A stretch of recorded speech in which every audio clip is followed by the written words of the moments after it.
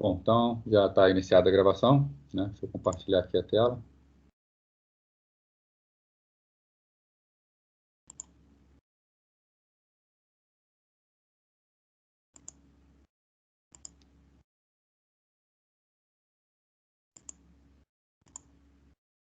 Vocês estão conseguindo ver a tela, né? E também estou conseguindo ver o chat ao mesmo tempo.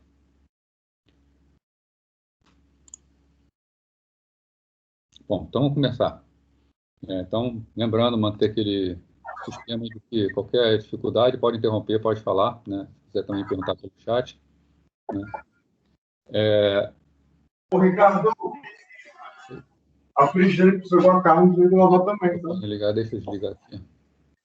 Tá, bem lembrado.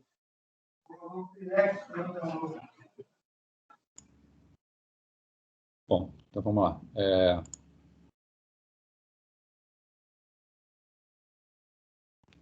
Eu disponibilizei o trabalho que vocês têm que apresentar, né, para compor a nota A1. Então, é composto de duas partes, né? Uma parte é um fórum. Um fórum, a princípio, é para vocês trocarem ideias, trocarem conversas. Eu coloquei lá um texto com sugestão de temas. E a ideia é que cada um coloca um comentário sobre um tema daquele, dá uma pesquisada, coloca as suas próprias impressões. Né? Não é para pegar um texto copiado da internet e colocar. Vamos aproveitar para aprender alguma coisa, interpretar alguma coisa. Né? E comentar a colocação de dois colegas. Né? Então, colocar uma própria e comentar a de outros dois. Né? Fazendo isso e fazendo bem feito, não tem por que não tirar os 5, né? Já que vale 5 o fórum. Tá? E fora isso, para compor a nota do trabalho, também tem um trabalho que eu coloquei lá para vocês, vou pedir para vocês darem uma lida, se alguém já leu e quiser tirar dúvida também, durante as aulas a gente vai tirando. Né? A princípio, pela previsão aqui, o conteúdo da aula para ser suficiente para fazer os trabalhos é da semana que vem. Né? Então, semana que vem, com a aula da semana que vem, vocês têm todo o conhecimento necessário para fazer o trabalho, tá? Não tem por que ter dificuldades. Então, os trabalhos estão lá, vou pedir para vocês darem uma olhadinha no que é para ser feito, e qualquer coisa tirar dúvida por aqui, né? Ou mandar mensagem pelo fórum, ou mensagem privada mesmo, sem nenhuma dificuldade. Bom, hoje, então, a gente começa vendo a parte de comandos do Shell. Então, primeiro, o que é o Shell? Né? Hoje, o Linux ele tem uma interface gráfica. Tá? Você está vendo aqui a interface bastante simples que vem com o Ubuntu, né, que é a Unity. E o Unity a gente já viu como chamar um terminal. Né? Para chamar um terminal, a gente vem aqui nos aplicativos, né? Busca pelo terminal, ou se quiser uma busca mais rápida, bota as iniciais, clica em terminal, vai executar o terminal. Né? Vai abrir um terminal aqui em modo texto, isso é o que a gente chama de shell. Né? Então, o shell do Linux é um terminal no qual nós podemos entrar com comandos. Né? O terminal é algo bastante poderoso, né? O Windows também tem o seu terminal, né? O Windows tem o prompt de comando, que é para coisas mais simples, mas tem também o PowerShell, que a gente consegue fazer várias tarefas administrativas, todas por linha de comando. Né?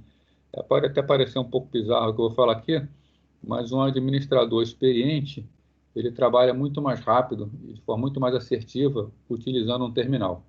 Né? Eu trabalhei durante muito tempo com Linux, com Windows, e para administrar sistemas eu tinha terminais abertos. Né? É mais rápido você digitar um comando que resolve tudo do que ficar abrindo um monte de interface gráfica, abre janela, procura dali, arrasta mouse para lá, para cá. Né? Não vou dizer que seja mais fácil usar o terminal. Né?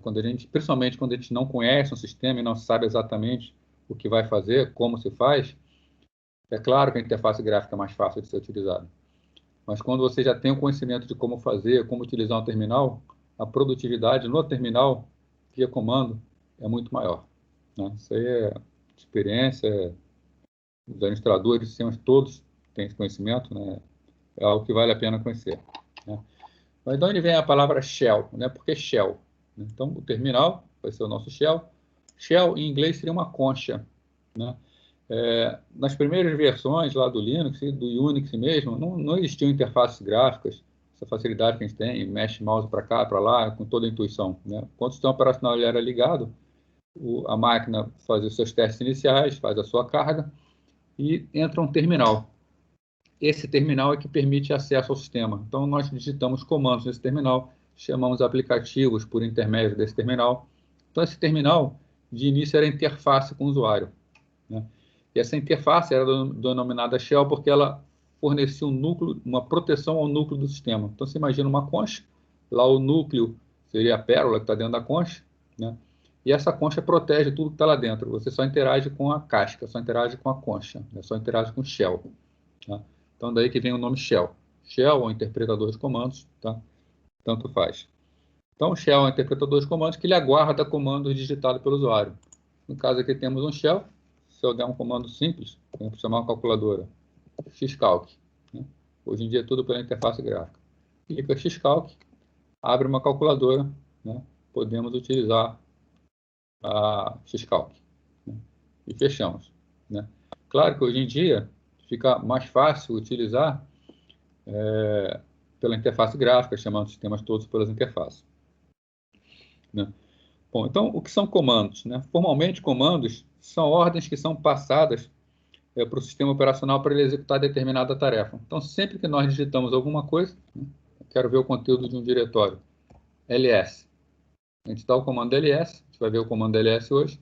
É um comando que diz para o shell informar o que é que tem naquele diretório, né? De onde vêm os comandos, né? Como ele sabe onde encontrar os comandos? Alguns comandos desses são internos, outros são externos, conforme nós vamos ver um pouco mais adiante, né? Mas esse comando ele está numa variável de ambiente denominada path, né? P-A-T-H, né? Se a gente quiser, essa path é o que a gente chama de variável de ambiente. Ela é uma variável do sistema operacional que ela possui algum conteúdo, né? Se quisermos ver todas as variáveis de um sistema operacional, a gente vem aqui no caso do Linux, né? E digita o comando set, né? O comando set vai mostrar aquilo que existe no ambiente. Então, algumas variáveis, alguns comandos, tá? Podemos ver que ele mostra bastante coisa, tá? Entre as variáveis estão a path, né? Se eu quiser ver especificamente o conteúdo do path, no caso do Linux, a gente usa o comando echo, que é o comando para mostrar conteúdos, né? Então, eu vou botar echo teste. Ele vai mostrar a palavra teste. Se eu coloco echo com $, na frente de uma variável, ele vai mostrar o conteúdo dessa variável, né? Então, se eu botar primeiro echo path, ele mostra a palavra path. Se eu mostrar echo $path, tem que ser em maiúsculo, né? Ele vai mostrar o conteúdo da variável path, né? Isso vale no Linux, vale também no Windows, né? Se eu ver aqui no... abrir aqui a janela do Windows, tem o prompt também. Mesmo comando do Linux. Se eu dou o comando set, ele me mostra as variáveis de ambiente do Linux, ou melhor, do Windows, né? Echo path. Então, da mesma forma que com o Linux, ele vai mostrar a palavra path. Ele faz um eco na palavra path. Se eu quiser ver o conteúdo da palavra path no Windows, eu tenho que botar ela entre porcentagem. Aí ele me mostra o conteúdo do path. Então, path lista uma série de diretórios que podem ser acessados, né?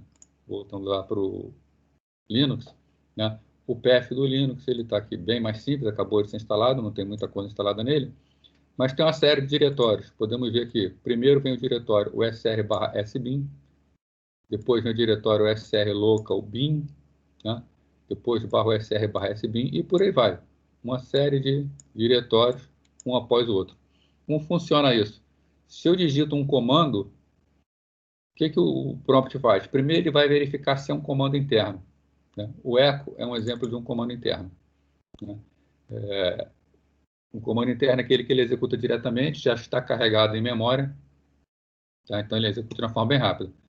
Caso não seja um comando interno, o que o prompt faz? O prompt não, o shell. Ele procura primeiro, já que o path é isso aqui, no diretório /usr/local/sbin. Se encontra lá, ele executa o comando. Se não encontra, ele vai para o próximo e faz a busca sucessiva. Encontrou, executa. Não encontrou, vai para o próximo, procurando um por um, até que chega no último e não encontra, né? Se eu digito alguma coisa que não está no path, o que ele faz? Comando não encontrado. A gente já tem que ele procurou por todo o path. Então, o path de um sistema operacional é aquele caminho que mostra onde os comandos vão ser procurados. Tá? Ainda aqui do sistema operacional, falar para você sobre o prompt. Tá? O prompt, que no caso vai variar de Linux para Linux, vai variar de sistema operacional para sistema operacional. No caso aqui, o prompt padrão do Ubuntu é Fábio, é o nome do usuário, né? Arroba, para dizer a máquina que o usuário se encontra, e o nome da máquina aqui. No caso, essa minha máquina, quando eu instalei, eu chamei de Ubuntu 20. Né? Depois vem 2 pontos, o diretório onde se encontra. Deixa eu ir para outro diretório para ficar mais fácil de enxergar. Então, aqui, Fábio, na máquina Ubuntu, 2 pontos. Eu estou no diretório /home, e o que vem aqui no final é um cifrão. Esse cifrão é para indicar que eu sou um usuário comum. Um usuário comum é aquele que não tem poderes especiais no sistema. Né? Se eu me transformar no superusuário, que é o root, né? Você vai ver esses comandos. O comando sudo su. Né? Sudo é faça como superusuário, su se transformar no superusuário. Essa é uma conta administrativa, então ela tem direito de se transformar em superusuário. Pede a senha, conforme eu coloco a senha, vem o prompt. Né?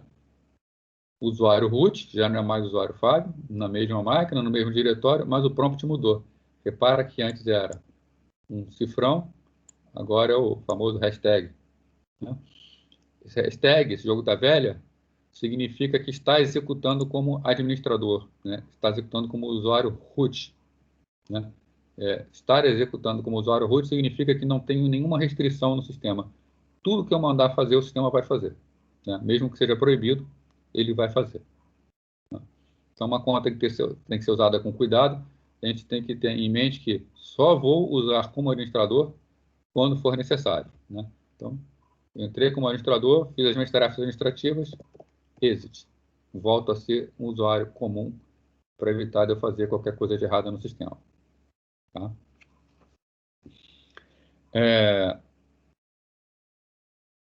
Outra coisa, quando a gente executa alguma coisa aqui, vou botar aqui, por exemplo, o xcalc, de novo. Vou botar aqui depois eu vou explicar cada comando desse, o que é esse comercial no final. Né? Eu executei xcalc. Né? O xcalc ele é um programa, a calculadora. Né? Um programa em execução, vocês já viram que é um processo. Né? Então, essa calculadora é um processo que está executando no sistema operacional. Como todo processo no sistema operacional, ele tem um chamado PID. Né? Deixa eu dar um comando aqui, mas a gente vai ver o que é exatamente esse comando. Né? Então, PSAUX. Temos aqui, ó, xcalc. É o processo que está executando, que eu mandei executar. Né? Esse processo ele tem um número chamado 4208, né? Então 4208. Isso aqui é o chamado PID do processo. Né? PID é Process ID, identificação do processo. Todo processo no sistema tem um número que é único. Né? Então, se eu quiser referenciar esse processo calculador aqui, ele é o processo 4208. Né? Se eu executar outra calculadora, novamente, xcalc executei outra calculadora aqui. Né?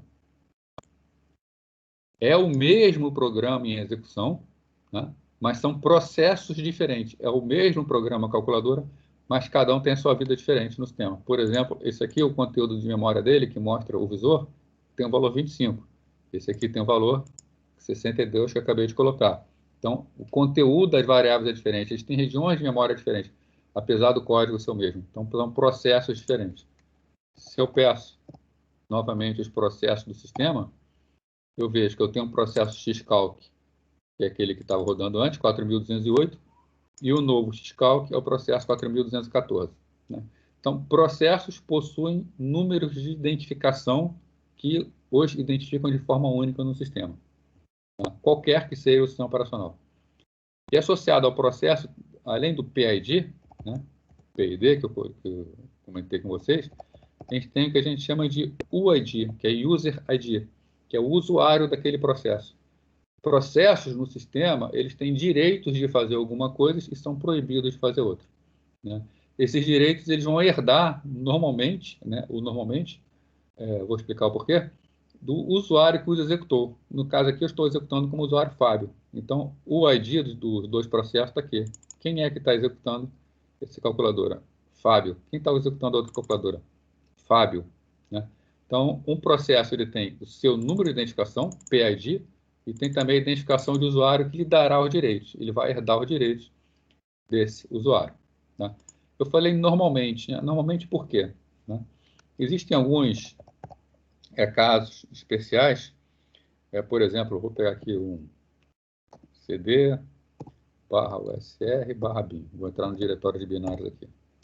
ls-lh, tem os executáveis.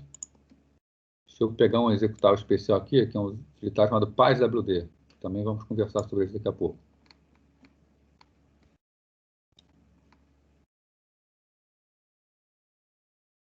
Estamos chegando lá.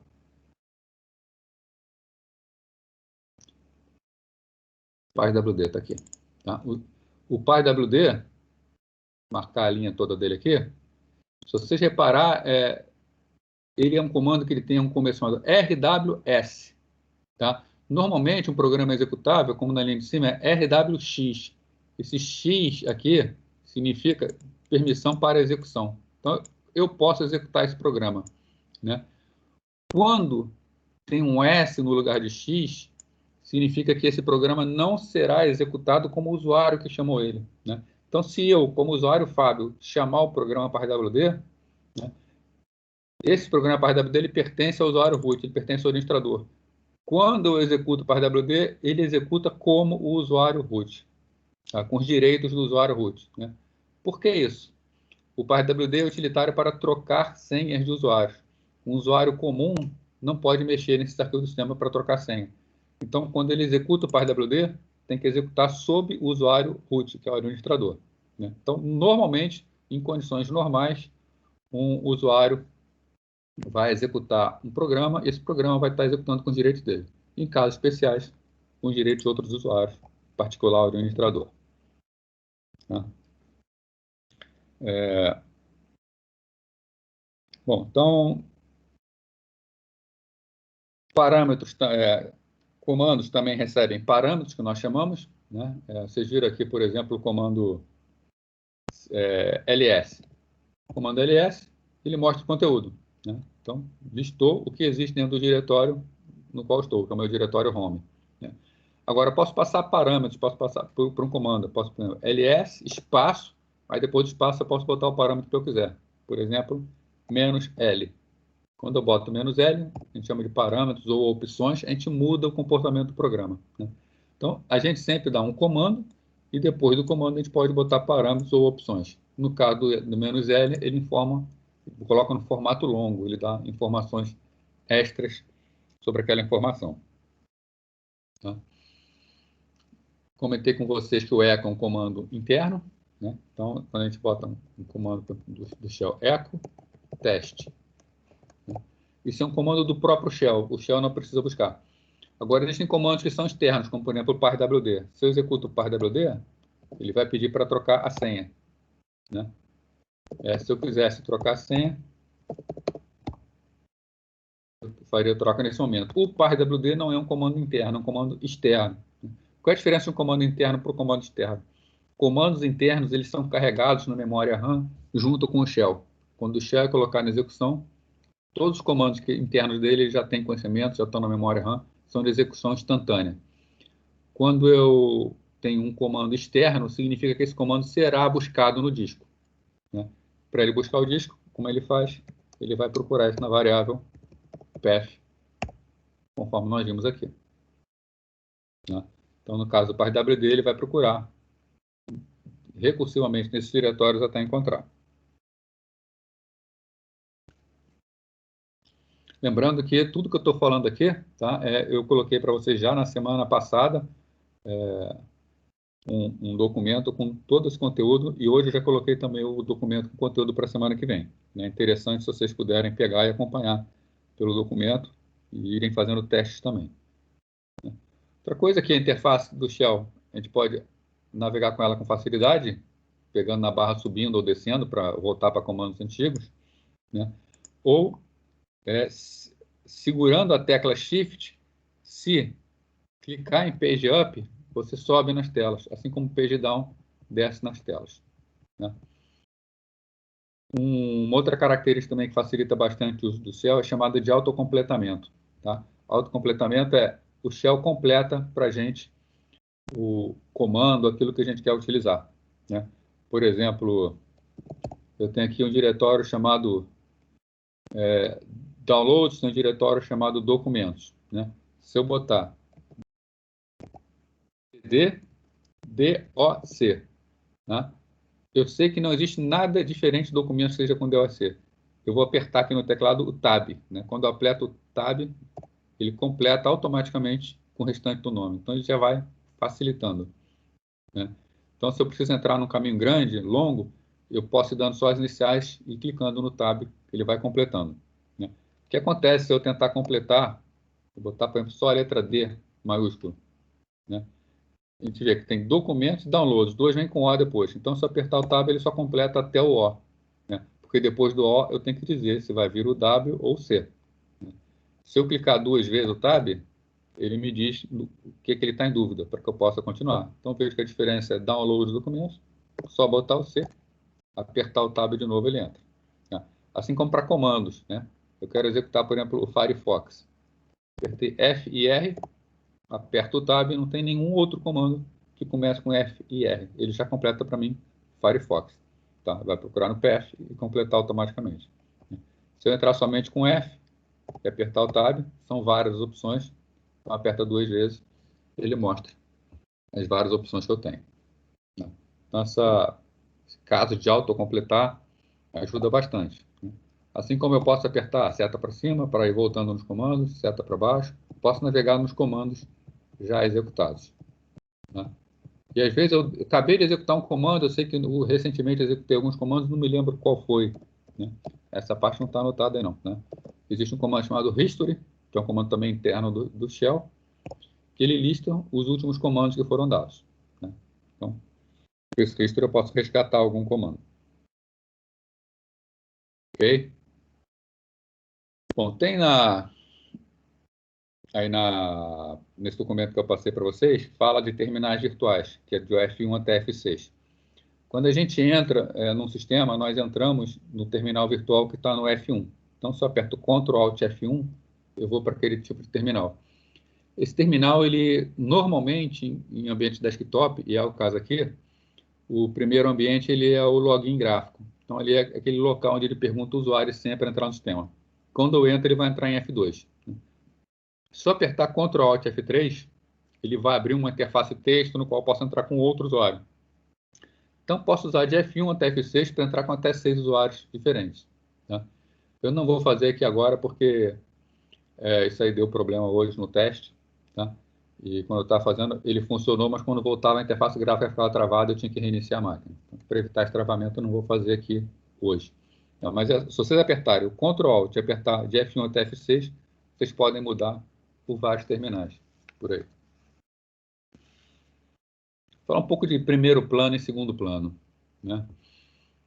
Primeiro plano e segundo plano, eu vou falar para vocês em interface texto e em interface gráfica, tá? São conceitos um pouco diferentes, né? Quando eu estou numa interface texto, vamos considerar essa interface do Shell, a interface texto, quem vem a ser primeiro plano? Primeiro plano é aquele programa que está executando, né, no Shell, tá? Então, deixa eu fechar aqui.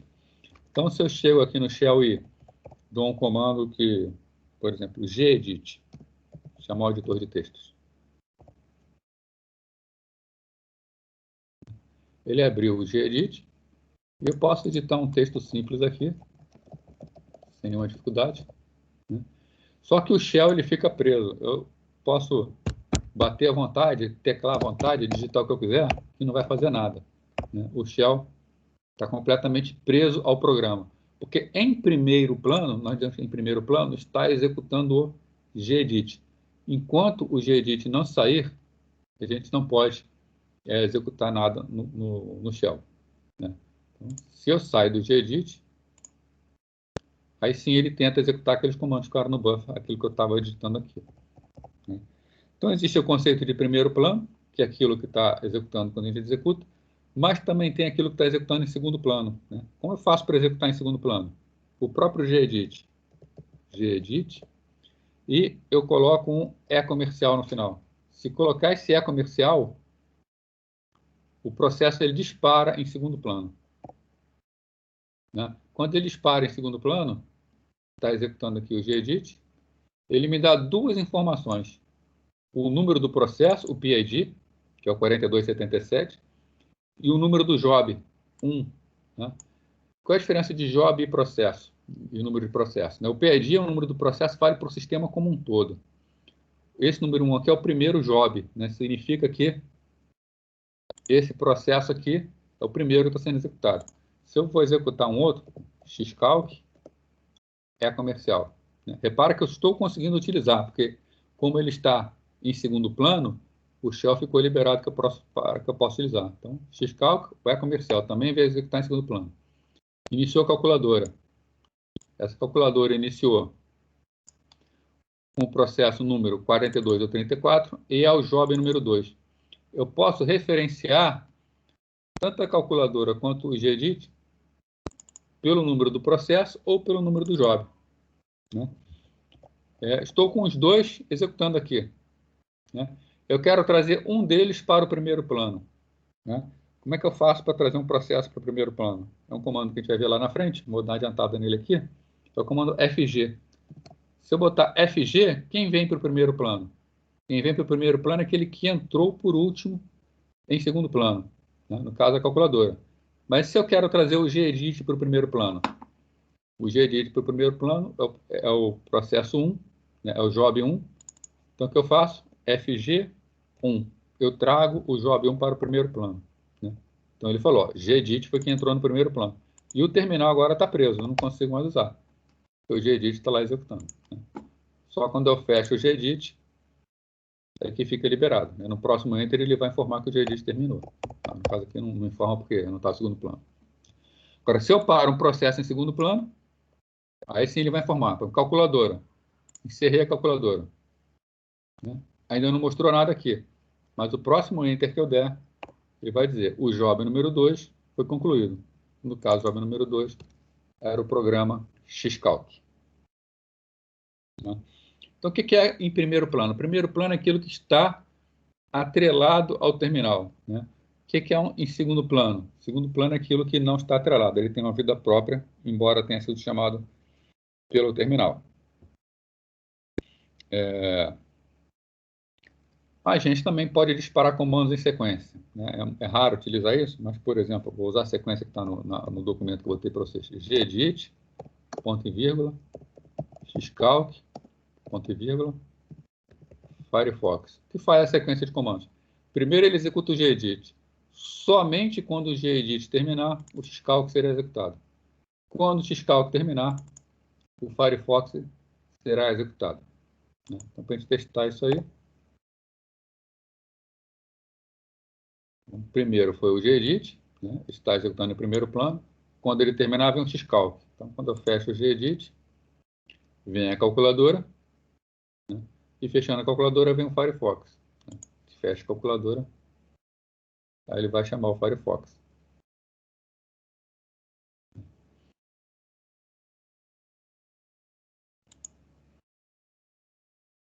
Então, lembrando, esses são conceitos iniciais. Tá? Começar a ver aqui alguns comandos que são importantes para o administrador. Né? Primeiro comando eu já mostrei para vocês aí, mas agora eu vou falar sobre eles. Está na página 5 do documento, sobre o título 2.1. É o comando PS. Né? O que é o PS? É um comando que é utilizado para mostrar os processos que estão em execução. Então, se a gente está o comando PS, ele mostra aquilo que está executando. No caso aqui, se eu dou simplesmente PS, ele vai mostrar os comandos do shell. Tá? Então, quem é os comandos do shell? Eu tenho o próprio shell e dentro dele eu estava executando justamente o PS. Então, se eu tenho aqui vou colocar o xcalc novamente, segundo plano. PS, ele vai mostrar os processos todos. O bash, que é o próprio prompt, o xcalc, que está executando, e no momento que está mostrando o próprio PS. Só que não me adianta muito ver apenas os processos que estão presos ao meu terminal. Normalmente, quando eu abro o terminal para uma tarefa administrativa, eu preciso de outras informações do sistema como um todo, né? Então, existem alguns parâmetros que podem ser passados ao PS. Então, PS, parâmetro A, está aí no documento. Mostra processo de todos os usuários do sistema, né? Então, PSA vai mostrar processos também do administrador, né? Deixa eu botar o PS-AU, que AU ele vai mostrar o nome do dono, né? Aliás, todos os processos do usuário, desculpa, né? Não todos os usuários não. Então, aqui ele está mostrando todos os processos do usuário Fábio. Então, tem o GDM é o que faz o login no sistema pela interface gráfica, o Xorg é a interface gráfica que está executando, né? Tem o libexec, que permite a execução de outros processos. Então, tudo que eu estiver executando vai aparecer aqui, né? Se eu quiser efetivamente ver de todos os usuários, é o parâmetro X, né? Que vai mostrar, inclusive, os processos que não são controlados pelo terminal. Então, a forma mais comum do comando PS é PS-AUX. Esse formato AUX dá a visão geral de todos os processos que estão no sistema. Deixa eu aumentar aqui a janela para poder ver melhor. PS-AUX, tá? Informa todos os processos. Então, essa é uma máquina praticamente recém-instalada, não tem quase nada nela instalada e quantidade de processos que está executando nessa máquina. Então, a gente vê que um sistema operacional, mesmo que recém-instalado, está executando uma quantidade bastante grande de processos. Isso vai ser interessante, porque vou mudar um pouquinho a ordem aqui, eu vou falar de um outro comando que estará para falar daqui a pouquinho, que é o comando kill, né? Vamos imaginar que a gente tem um processo, esse processo travou por alguma razão, né? A gente ouve falar às vezes, o Linux não trava. Cara, assim, o sistema operacional Linux, ele é difícil de travar, embora algumas vezes ele trave também. Agora, aplicações podem travar. O Firefox mesmo é uma aplicação que de vez em quando gosta de dar a sua travadinha, né? Então, no caso aqui, PS-AUX, né? Supondo que essa calculadora foi um processo que travou, eu tento fechar, não consigo fechar ela de jeito nenhum, ela se nega a sair, eu tenho que terminar com ela, né? Ao dar o comando PS-AUX, eu vou ver todos os processos do sistema. Está aqui a xcalc que me interessa, vou ter que localizar. E eu posso perceber, pela linha dela, que o número do processo dela é 4457. Como eu faço para terminar o processo 4457? Né? Simplesmente comando kill 4457. Quando eu faço kill 4457, vocês vão ver, quando eu dou enter, a calculadora fecha, né? Recebe ordem do processo, né? Esse kill é uma forma educada de matar um processo, tá? Às vezes o processo está com a sua interface, está travada, não consegue interagir com o mouse, mas ele, a thread dele que cuida da execução do processo ainda está funcionando. Então, quando eu dou um comando kill, o kill na verdade, apesar do nome ser kill, é um programa para enviar sinais a processo. O nome é kill porque, se eu não falar nada, ele manda um sinal chamado sigkill. Ele passa o processo sinal sigkill, né? O que o sinal sigkill faz? Ele informa ao processo que o processo deve terminar imediatamente. E o processo vai terminar da maneira que ele foi programado para terminar, se ele tiver com a sua thread principal ainda funcionando, tá? Agora, vamos supor que a sua thread está completamente travada, né? O processo ele entrou no estado crítico que ele não consegue nem terminar com o comando kill, né? O comando kill é uma oportunidade para o processo terminar bem, né? Mas, vou botar outro xcalc aqui em execução. Vamos supor que ele não termine com o kill, alguma coisa deu problema. Meu processo agora é o 4466. Vamos supor que eu fiz lá kill 4466 e o processo não terminou por alguma razão, né? Lembrando, o kill pede para o processo terminar bem. Então, a gente dá a oportunidade do processo terminar sempre usando o kill. Caso não funcione, você pode usar o parâmetro -9, que ele vai passar não o sinal sigkill, mas ele vai passar o sinal sigterm. O sinal sigterm você não pede para o processo terminar. Você informa ao sistema operacional que esse processo deve terminar. Aí o sistema operacional vai matar o processo de cara. Quanto a esse kill -9, nada resiste, nenhum processo existe. Então, se você fizer o kill menos 9, 4466, ele vai matar a calculadora.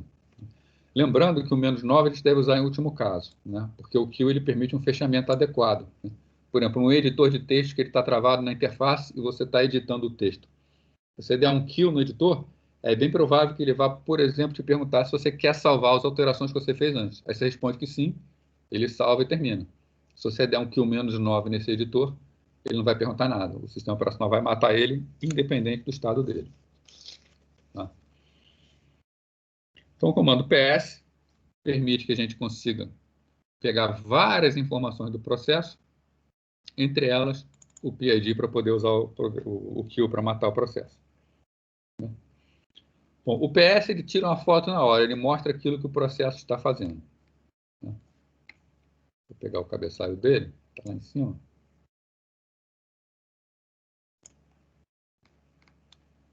A gente vê aqui que o primeiro processo é um processo chamado init, ou ele aparece às vezes com o nome de systemd, né? Que é o processo número 1. Esse é o processo encarregado de colocar todos no ar. Né? Então, aqui ele diz quem é o usuário que colocou o processo no ar, qual é a PID do processo, no momento, quanto está utilizando de CPU, quantos por cento da CPU está usando, quantos por cento de memória está utilizando, né? Em que terminal ele está executando, então, o horário em que ele começou a executar. Então, algumas informações, né? Quanto tempo de sistema ele já utilizou, né? Só que se eu quiser ver isso de forma dinâmica, né, em modo texto, existe um outro comando, que é um comando chamado top. Digita top, ele vai atualizar de tempos em tempos. Né? Então, está executando aqui, ele ordena pelo processo que consome mais CPU. Então, o processo está consumindo mais CPU no momento, é o processo XOR, que é a interface gráfica. Tem aqui rodando um Gnome Shell, o Gnome Terminal também está consumindo alguma coisa. A gente vê que dali para baixo, processos parados. Né? Então, vê há quanto tempo o processo está executando. Né? Então, no caso, está ligado a 2 horas, 45 minutos. Né? E dá algumas outras informações. Né? Então, top. Tá? O horário atual, há quanto tempo a máquina está ligada, quantos usuários existem na máquina, a carga média da máquina. Né? Temos 185 tarefas em execução. Em execução não, desculpe, no sistema. Em execução no momento, tem 2 usando CPU, agora uma. Né? Temos algumas dormindo, ou seja, são aquelas que não estão fazendo nada, estão aguardando. Né? Tem nenhuma no estado parado, posso bloquear uma tarefa, ela fica em estado bloqueado. E aqui zumbi é um estado que não é desejado. Né? O ideal é que tenha sempre 0 processo no estado zumbi. Um processo no estado zumbi é aquele que está tendo dificuldade para terminar. Ele já deveria ter terminado, mas continua consumindo o recurso do sistema. Né? O que é um zumbi? É um morto-vivo. Né? Então, é um processo que está morto, que ele não executa mais nada, mas ele está vivo porque está consumindo recurso do sistema.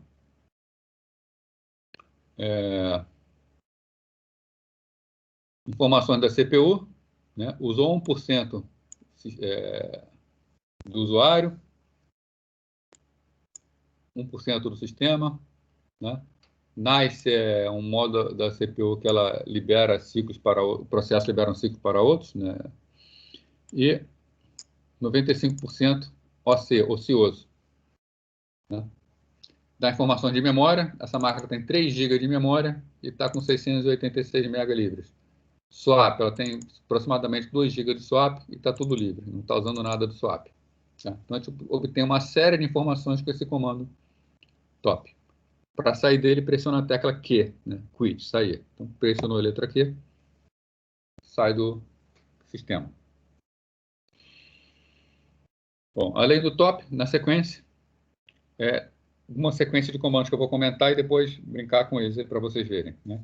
Se eu quero parar um processo, Ctrl C, segura a tecla Ctrl, aperto C, ela mata o processo. Né? Ctrl Z, coloca um processo em segundo plano. Tá? Vamos ver como fazer isso aí. Além disso, ainda temos os programas comando job, BG e FG. Tá? Vamos ver algumas utilizações aí, algumas brincadeiras. Para variar, vamos botar o xcalc execução aí, né? Então, xcalc. Ele está executando, né?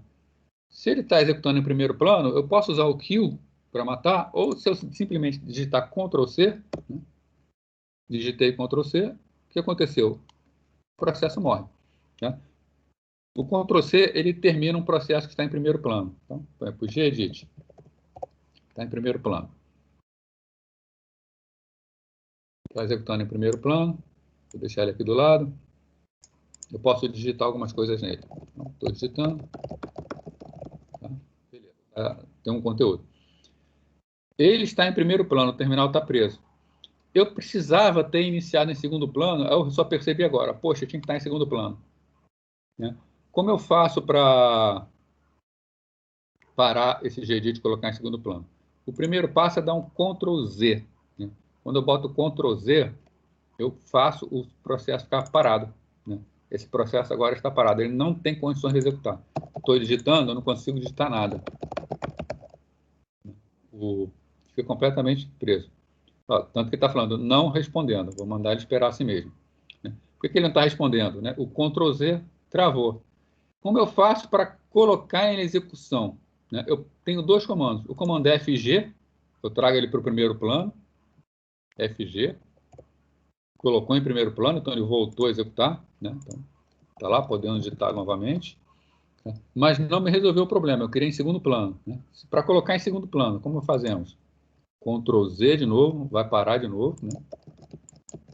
E eu coloco o comando BG. Se eu colocar em BG, colocou em BG, voltou a executar, só que agora está executando em segundo plano. Eu estou com o terminal livre para executar os comandos, ele está executando em segundo plano. Então, o BG coloca em segundo plano aquilo que está parado, que foi parado com Ctrl+Z. Ou, lembrando, eu posso trazer de novo o primeiro plano com FG. Trouxe para o primeiro plano. E o Ctrl+C vai terminar o programa sem perguntar nada. Nem se queria salvar. Então, os comandos Ctrl+C, Ctrl+Z, jobs, BG, FG, né, serve para mostrar, para controlar os processos. Ah, eu não comentei os jobs. Vou botar aqui o xcalc, botar o gedit.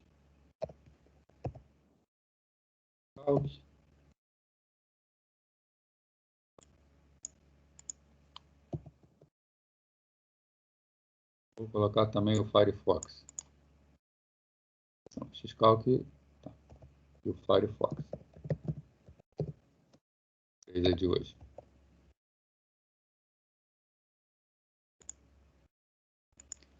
Se eu dou o comando jobs, eu consigo listar todos os jobs que estão em execução. Então, eu não sei, eu quero trazer o xcalc para o primeiro plano. Eu não me lembro qual era o job do xcalc. Então, veja aqui, o xcalc, job número 2. Então, se eu quero trazer ele para o primeiro plano, FG2. Está no primeiro plano. Ctrl+C, manter o xcalc.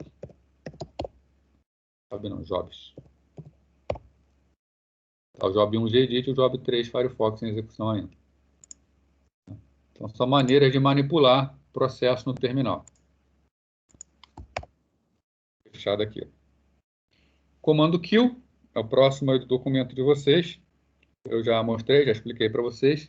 Comando para terminar aqueles processos que estão em execução. Né? Além do comando kill, existe um outro comando que é o kill all. Né? O kill all, né? O kill all, a princípio, o nome daria a entender que mataria tudo, né? Mas não é bem matar tudo, é matar todos os processos com base em um nome, né? Vamos ver isso aqui. Vamos botar de novo a execução aqui.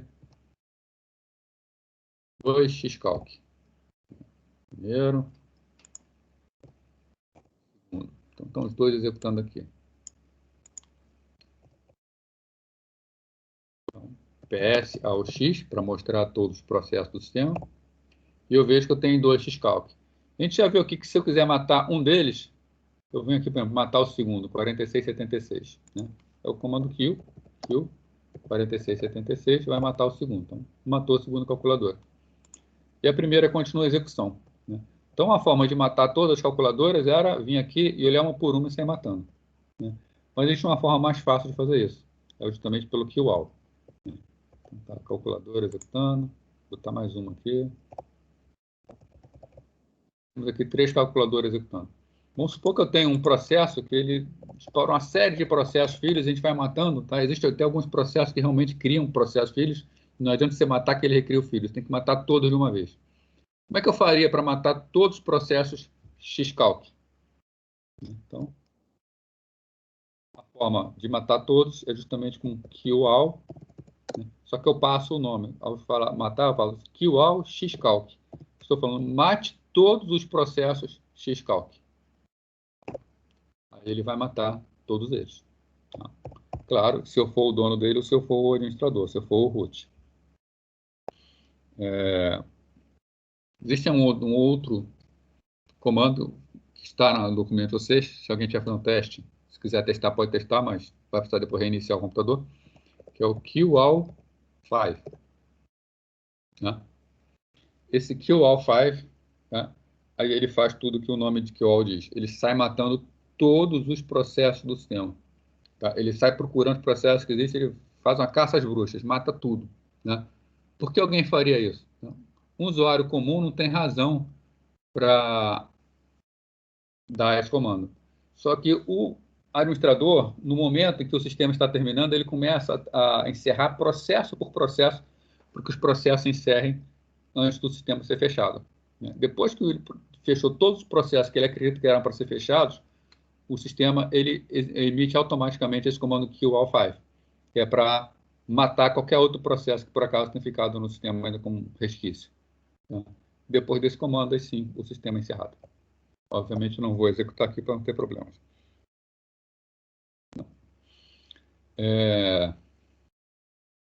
O outro comando na sequência é um comando chamado no_hup. Né? No_hup significa que o comando não vai aceitar o sinal sig_hup. Tá? O hup é um sinal mais simples dizendo que o processo deve terminar. Né? O que é esse sinal mais simples dizendo que o processo tem que terminar? Vamos lá, vou editar um arquivo, então boto lá gedit, o nome desse arquivo. Ele vai editar o arquivo, quando eu salvar, ele salva esse arquivo. Eu estou editando. Esse processo é um processo filho do terminal. O terminal é o processo pai dele.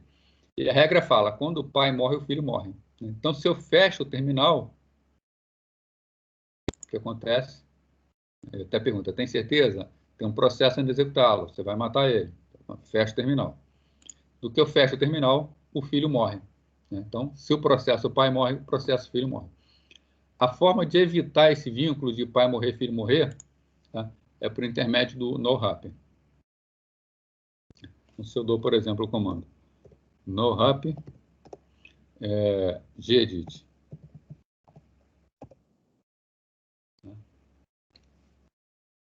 Ele vai abrir o gedit, estou executando. Se eu for no terminal e fechar o pai dele, o pai morre, ele está falando, ó, há um processo executado, vai matá-lo. Eu mando fechar assim mesmo, mas o filho não morre, o filho sobrevive. Tá? Então, às vezes, um processo vai gerar um processo filho, e o processo pai sabe que ele pode terminar a sua execução, mas que o processo filho precisa continuar executando. Tá? Uma forma de fazer isso é através do no_hup. Fechar sem salvar e abrir outro terminal. Aqui o top que eu mostrei para vocês, ele mostra a carga do sistema, né? A carga média do sistema, dá uma noção. Né? Um outro comando, pouquíssimo utilizado, mas existe, né? Vamos aprender ele, é um comando chamado tload, que mostra a carga do sistema. Então ele vai mostrar em modo texto, porém tentando mostrar graficamente a carga aqui do sistema. Então como é que está a utilização, por exemplo, da UCP pelos processos. Então, paradinha aqui, a utilização está diminuindo.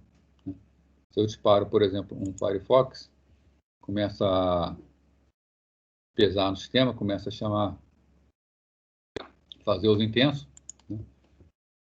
www.uva.br.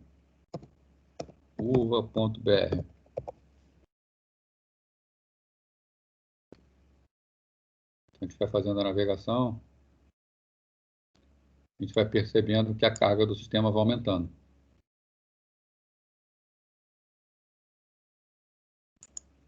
conforme vai utilizando. Então, graficamente, ele vai mostrando como está a carga. Sai daqui, a princípio a carga vai diminuir, o processo vai liberar a utilização do sistema. Então, a forma de acompanhar em modo texto como é que está a utilização do sistema. Então, Ctrl C aqui. Terminar logo. Outro comandinho também, que é apenas bonitinho, comando chamado PS3. Né? O que o PS faz? O PS mostra o processo do sistema. O PS3 ele monta uma árvore de processo. Ele mostra que processo depende de quem. Ele liga cada processo pai a seu filho. Então, desde o início, o primeiro processo do sistema é o systemd. Nós vamos ter uma aula sobre isso, como os processos se abrem, como eles chamam outros processos. A gente vê que o systemd ele cria uma série de processos. Né? O GDM3 abriu alguns outros processos filhos. Né? Então, a gente vê que cada processo está sempre ligado ao processo pai. E o pai de todos é o systemd. Está lá em cima de tudo da árvore.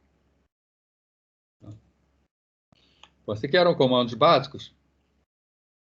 Vou falar com vocês sobre alguns comandos aqui de funções específicas, como, por exemplo, comandos para manipulação de diretórios. Nessa aula de hoje, a gente está precisando ver esses comandos todos, eles vão servir como base, mas a partir da semana que vem a gente vai começar a realmente utilizar o sistema. Por exemplo, criar usuários. Então, a parte, por exemplo, de usuários, grupos, eu vou mostrar para vocês como faz em linha de comando e também como faz pela interface gráfica. Mas, para isso, a gente precisa ter esse conceito aqui, esse conhecimento de comandos.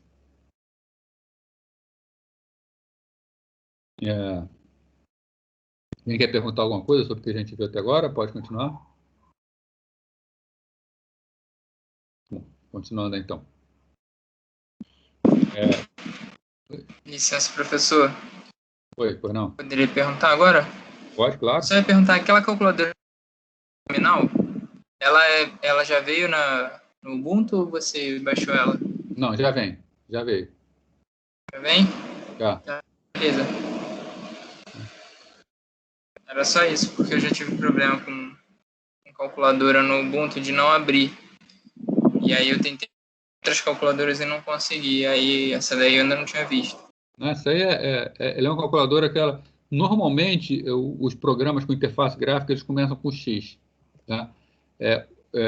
O Ubuntu, eu não comentei isso com você, o Linux em geral, né? Ele tem duas camadas de interface gráfica. Uma é chamada Xorg, que é a que está em baixo nível. Os programas do Xorg normalmente começam com X. Né? Se você reparar, o Xcalc, ele tem uma interface bem feinha, pelo menos eu acho. Tá? Essa interface característica do Xorg, ela é tudo simples. Tudo que tem do básico vem com X. Né? Então, tem essa carinha feia. Então, botou X, normalmente é programa gráfico. Se eu botar X e apertar o Tab, ele vai te mostrar 129 possibilidades. Sim. Né? Então, XAs. Se você quiser ter alguém tomando conta de você, tu bota lá XAs. É comercial. Tá? Mas se tu perder o mouse, esse olho vai estar olhando para onde está o mouse. Né?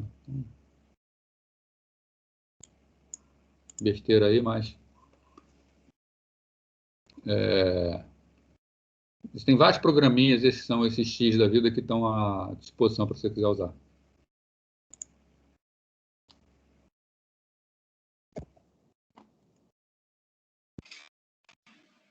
Beleza. Então, vamos lá. Então, o comando aí, um que a gente já usou bastante. Fala um pouquinho dele. Comando ls.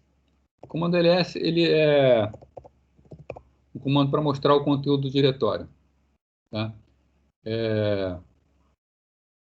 Então, ls está mostrando tudo que existe aqui. Né? Reparar que quando existe espaço no nome, aqui, por exemplo, área, espaço, de, espaço, trabalho, aparece entre aspas simples. Tá? Se eu quiser entrar em área de trabalho, ou eu coloco entre aspas simples também, né, para poder entrar lá, área de trabalho, né? Ou eu posso até usar aquele macete, né? Área, apertar o Tab, ele completa. Tá? Como o espaço separa parâmetros e a área de trabalho é um parâmetro só, é necessário botar contra barra espaço toda vez que não espaço. Né? Ele já preenche isso para a gente quando você aperta o Tab.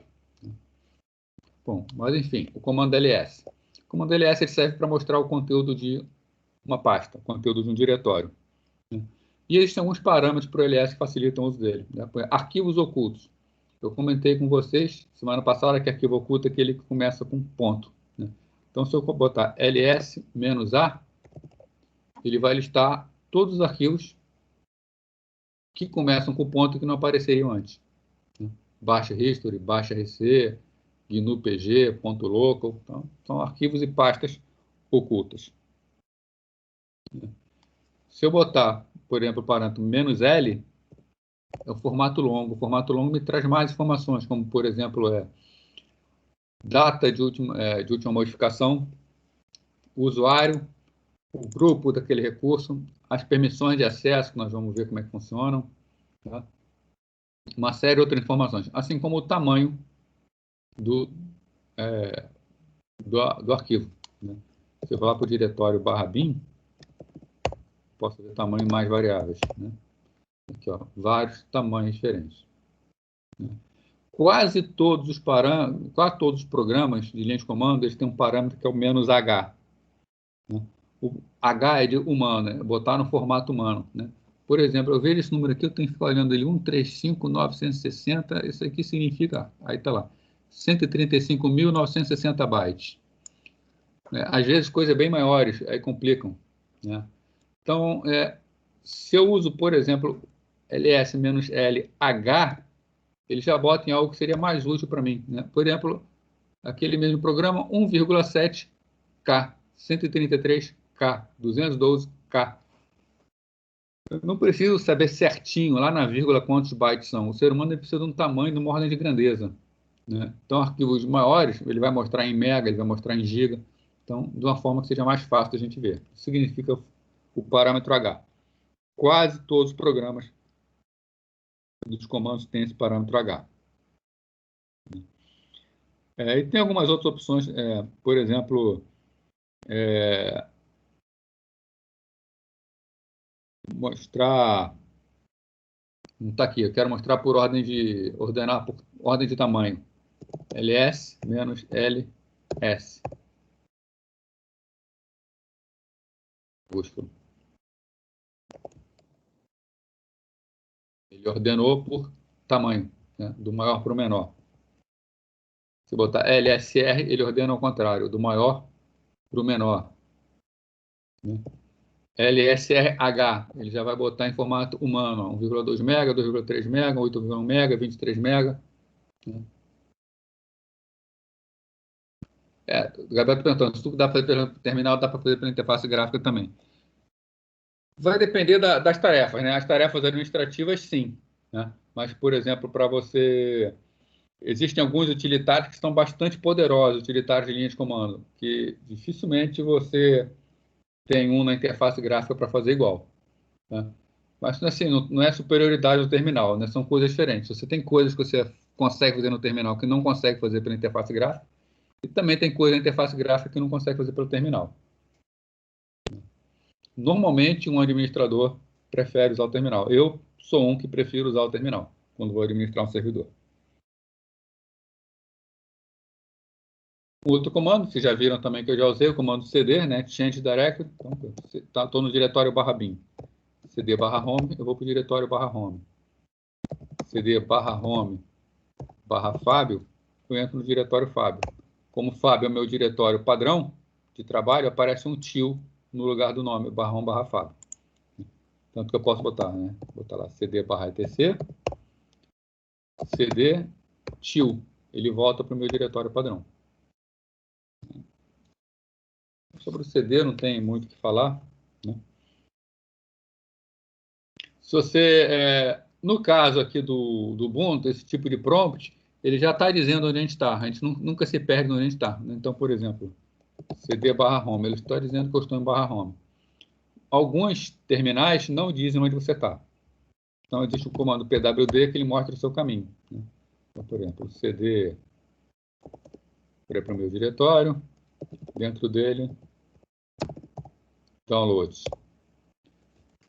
Para simplificar, ele coloca til /downloads. Mas lembrando que til é /home e /fábio. Se eu perguntar o diretório onde eu estou, pwd, ele mostra /home, /fábio, /downloads.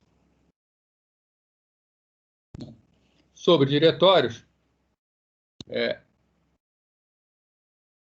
na interface gráfica seria bastante fácil, né? Por exemplo, se eu estou aqui, vou abrir aqui o navegador.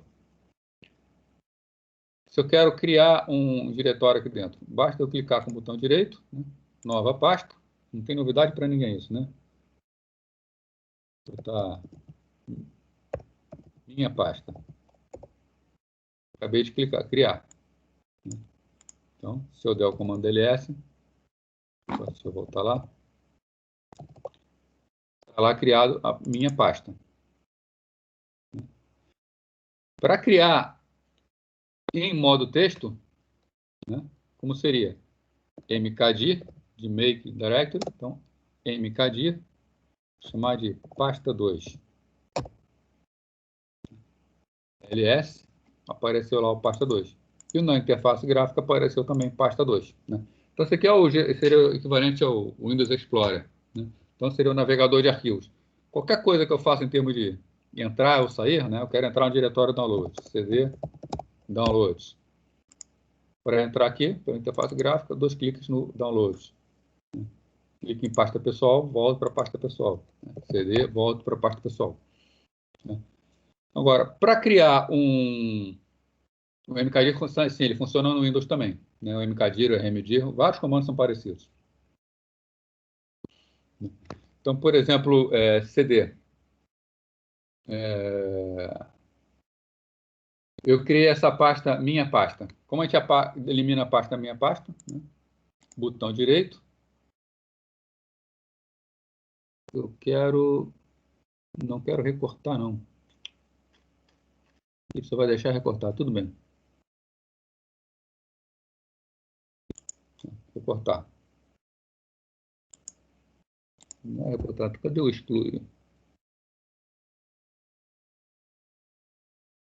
Agora ele me pegou, tá vendo? Se usa pouco a interface gráfica, ele não deu opção aqui de excluir, né? Mas se eu quiser, por exemplo... Professor. Oi. No botão direito ali é mover para a lixeira. Ué, mas... Isso, obrigado aí. É o delete, né? Mover para a lixeira. Valeu, obrigado aí. Né? Então, a diferença é que aqui ele moveu para a lixeira. Agora, se eu quero realmente eliminar sem lixeira, sem nada, pasta 2, por exemplo, rm dir pasta 2. Né? Apagou ali pasta 2. Né? Vamos ver um caso particular aqui. mkdir, nova pasta. Tá lá, beleza, a nova pasta que criou. Eu vou pegar esse arquivo teste.txt e vou copiar para dentro da nova pasta. Vou nem pegar, vou mover. Vou mover ele para lá. Movi o teste para dentro da nova pasta. Né? Vamos apagar essa pasta nova pasta. Como a gente apaga? rmdir, no, tab, nova pasta. O que vai acontecer quando eu der agora rmdir nova pasta? Né? Falhou em remover a nova pasta. Diretório não vazio. Tá? Então, o comando rmdir, ele só deixa criar uma pasta, ou melhor dizendo, só deixa apagar uma pasta se ela não estiver vazia. Né? Ainda sobre o mkdir também, vamos supor que eu queira criar uma sequência de pastas A, B, C, D, uma dentro da outra. Algo do tipo mkdir A, dentro da A, criar B, dentro da B, criar C, dentro da C, criar D. Criar uma série de pastas. O que acontece? O mkdir ele só cria um nível de pastas. Para que eu crie a pasta D, eu já teria que ter criado a A, dentro da A, criar B, dentro da B, criar C, aí sim eu posso criar a D. Tá? Existe um parâmetro no mkdir que é o parâmetro menos P. Se eu boto o parâmetro menos P, aí sim ele vai deixar, ele vai criar tudo de uma vez. Cria todo o path. Então ele criou a pasta A, dentro da A tem a B, dentro da B tem a C, dentro da C tem a D. Tá? Então, às vezes, quando tem que criar uma quantidade muito grande de diretórios, é o que eu falo da produtividade. Como eu faria para criar esse ABCD? Pela interface gráfica, né? Eu tenho que ver aqui. Botão direito, nova pasta, A, aí entro nela. Botão direito, nova pasta, B. Botão direito, nova pasta, C. Tem que fazer uma série de comandos. A pessoa que conhece o mkdir-P Uma tacada cria toda a sequência de diretórios, né? É um exemplo bastante simples, mas é sobre esse tipo de coisa que o terminal facilita a vida do administrador. Existem vários comandos que, quando a gente conhece o comando, são vários cliques que nós precisamos dar na interface gráfica e, com um simples comando, nós conseguimos resolver o problema. Criação de usuário também. A gente vai ver como criar usuário na semana que vem. Vocês vão ver no modo texto, com terminal, e na interface gráfica. Qual é mais fácil? Para quem não conhece, sem dúvida é mais fácil pela interface gráfica, né? Agora, quando já conhece, é bem mais fácil, bem mais rápido pelo terminal. O Gabriel está comentando sobre o PowerShell, né? O PowerShell, ele realmente faz isso, faz muita coisa, né? O Windows realmente colocou o PowerShell, principalmente os servidores já vêm com PowerShell. Permite fazer muita coisa e agiliza também bastante. Então, o RMDir nós vimos que falhou, né? Como é que a gente faz com isso? Eu quero remover a pasta A aqui também. RMDir A. Não consigo. Tem que remover um por um que está lá dentro até remover a pasta A. No caso, tem que remover a D, a C, a B, aí depois eu consigo remover a A. Tem que fazer isso? Vai ter uma solução que a gente vai ver daqui a pouquinho. Mas, lembrando, RMDir só apaga a pasta vazia para evitar acidentes.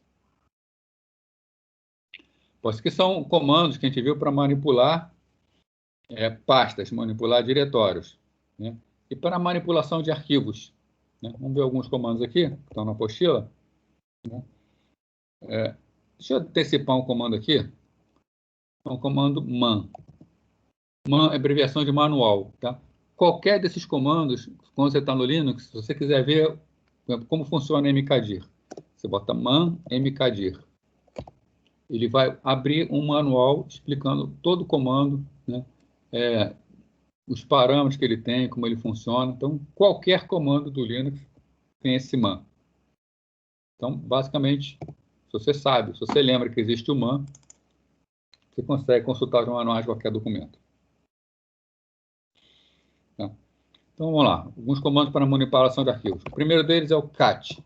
O objetivo do cat é ver na tela o conteúdo de um arquivo. Cat, eu quero ver o arquivo paz.wd que está dentro do diretório etc. cat/etc/paz.wd. Ele me joga na tela o conteúdo daquele arquivo. Tá? Às vezes acontece a gente querer ver o arquivo ao contrário. Tá? Me interessa as primeiras linhas de um arquivo apenas e o arquivo é muito grande. Uma forma de ver ele é o comando tac, né? O que o tac faz?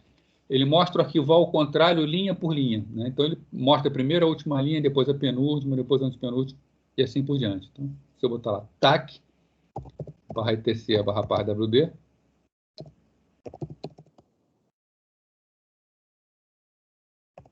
ele mostra ao contrário, né? Então, aqui, a primeira linha do arquivo paz.wd, que é o arquivo de usuários, é o root, as informações da conta root.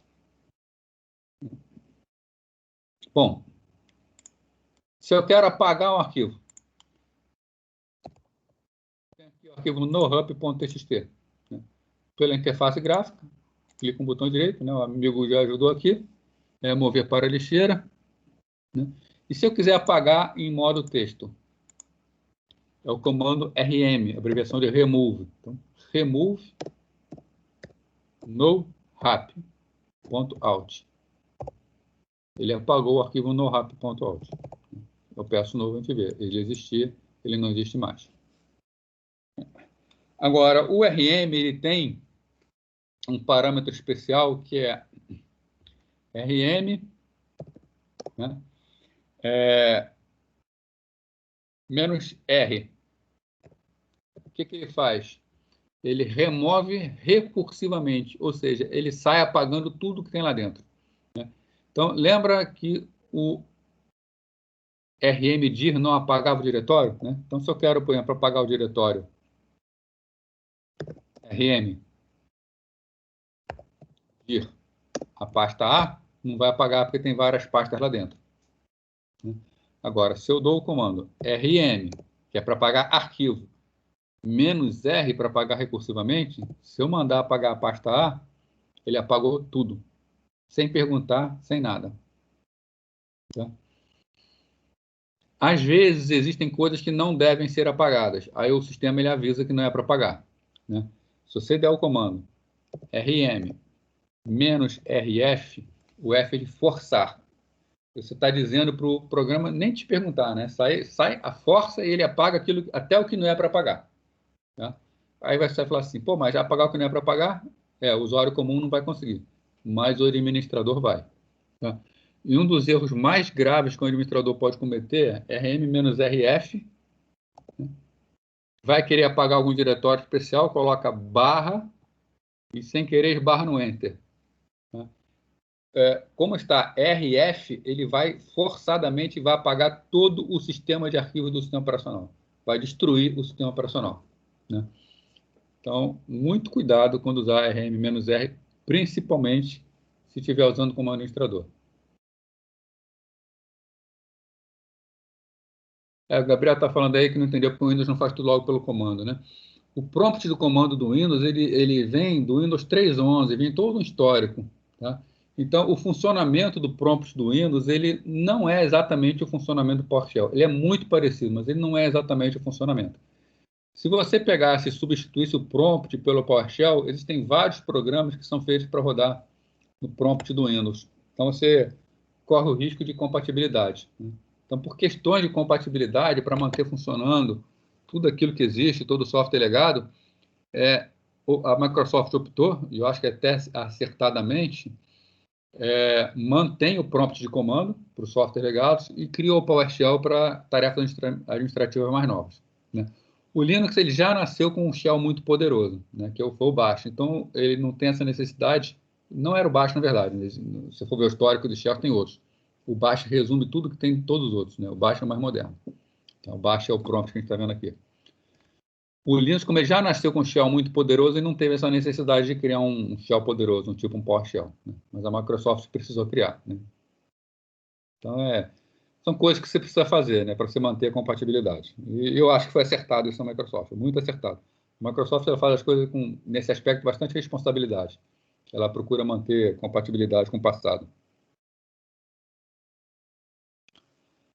Bom, então, o comando RM a gente viu para remover. Nós temos alguns outros comandos, né? Para copiar. No Windows, para remover é o del, né? No Windows, para copiar, é o comando copy. No Linux, é a minha abreviação de cópia, é o CP. Então, CP. Sobrou nenhum arquivo aqui, né? Vamos fazer um teste, ó. Copiar CP /etc /wd. Tem que dizer origem e destino. Então, se eu quero copiar o arquivo /wd para dentro do diretório atual, eu teria que botar cp /etc /wd e para onde eu vou copiar, no caso, para o diretório onde eu estou. Ou eu dou o caminho todo, eu posso botar ponto, né? Se lembrar da aula passada, ponto significa o diretório atual. Então, cp /etc /wd ponto. Se eu pedir o conteúdo, está lá um arquivo chamado /wd que foi copiado para cá. Eu posso copiar também diretórios inteiros, né? Por exemplo, o diretório downloads. Dentro dele tem um download que eu fiz aqui, né? Eu posso chegar e dar um comando cp-r downloads teste cópia. Ele criou um diretório teste cópia com o conteúdo do diretório downloads. Então, permite copiar recursivamente todo o conteúdo de um diretório. Então, teste cópia, está lá o mesmo conteúdo de download. Tá? Então, CP, apesar de ser um comando para cópia de arquivos, se usado com parâmetro "-r", você está mandando copiar recursivamente tudo que está dentro do diretório. Então, ele vai copiar recursivamente, copia para outro diretório. E existem vários outros parâmetros que tem na linha de comando, no manual lá. Vocês podem olhar aqui o documento, vocês podem ver os parâmetros. Né? Os comandos no Linux normalmente são silenciosos. Né? Você vê aqui, bem, CP, ele copiou tudo, sem dizer nada está fazendo. Né? Se você quiser ver o que ele está fazendo, você pode botar cp-r, V de verboso, por exemplo. Vou botar para teste cópia 2. Ele vai dizer um por um. Ele está criando o diretório teste cópia 2, que vai ser a cópia do diretório download. Ele está copiando o download, esse arquivo, para teste cópia 2, o mesmo arquivo, copiando um outro arquivo para lá para dentro. Tá? Uma série de... no caso aqui é um diretório, né? Aqui é um arquivo. Então, ele vai dizendo tudo o que ele está fazendo. Tá?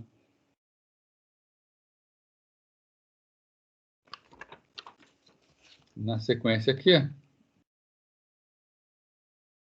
temos o comando MV, que é o de movimentação. Né? No caso do Windows, é o comando move. No Linux, é a abreviação MV. Então, esse teste cópia 2, eu quero passar ele para cópia 2. Vamos fazer o seguinte, eu vou mover o teste cópia 2 para dentro do teste cópia. Como seria em modo texto aqui, para a interface gráfica? Arrasto o teste cópia 2 para dentro do teste cópia, ele movimenta e pronto. Né? Da mesma forma, para copiar um arquivo aqui, é só clicar com o botão direito copiar, clica com o botão direito colar, né? E copiou uma cópia. Então, modo gráfico é intuitivo, né? Aquilo que a gente costuma fazer no Windows já. Mas como eu faço, por exemplo, para mover a pasta teste cópia 2 para dentro da pasta teste cópia? MV, teste cópia 2, para dentro de teste cópia. Quando fizer, vocês vão ver que vai sumir daqui. Foi lá para dentro. Teste cópia 2 foi para dentro de teste cópia. Né? Sendo que a movimentação serve para mover pastas ou arquivos de uma pasta para outra pasta. Agora, se eu quiser renomear, por exemplo, pegar o arquivo PASWD e transformar ele em outro arquivo. Né? Botão direito, renomear.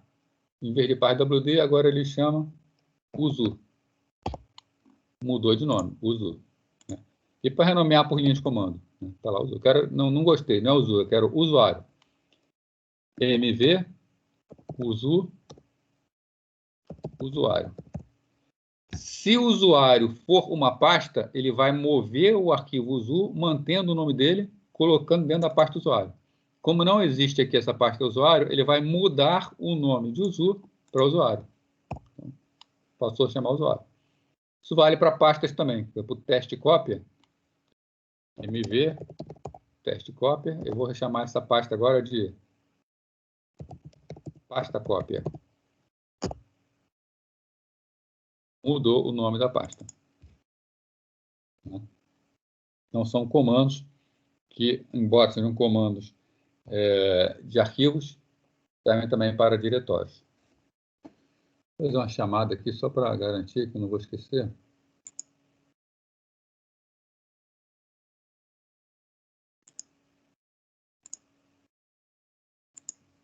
Feito.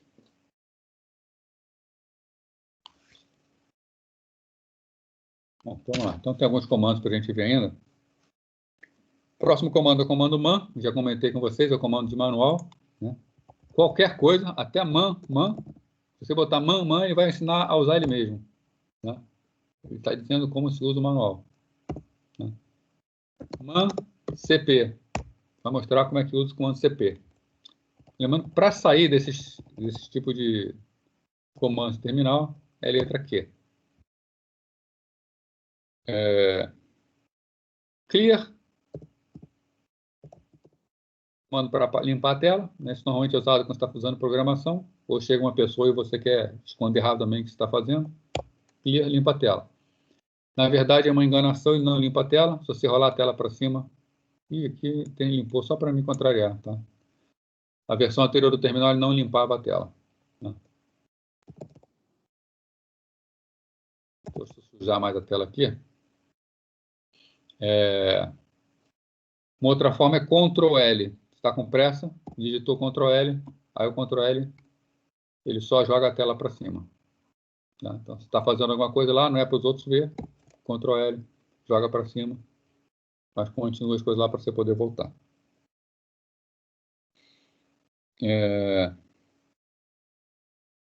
O outro comando, o comando date.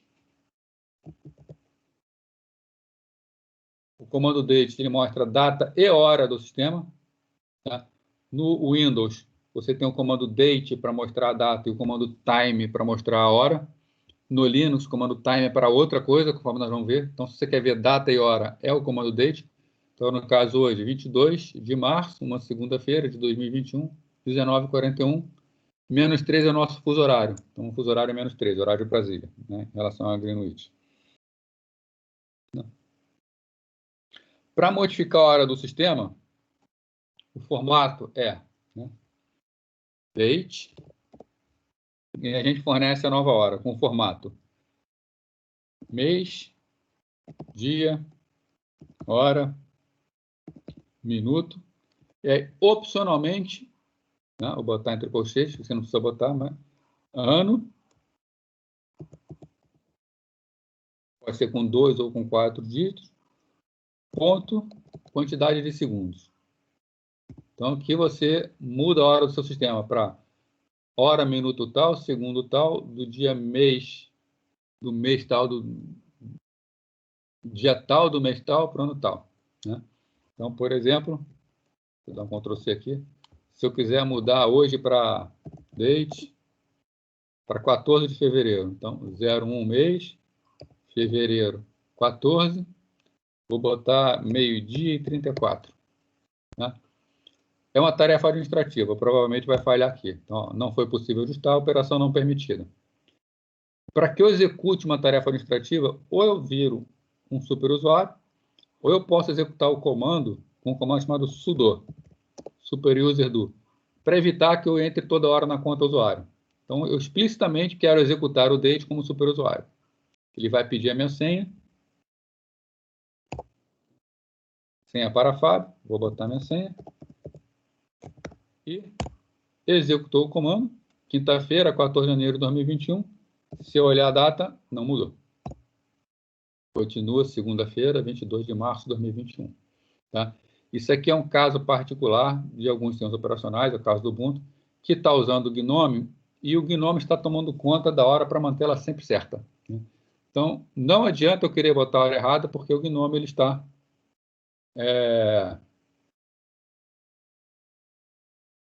impedindo, né? Ele está sempre acertando a hora, a todo momento.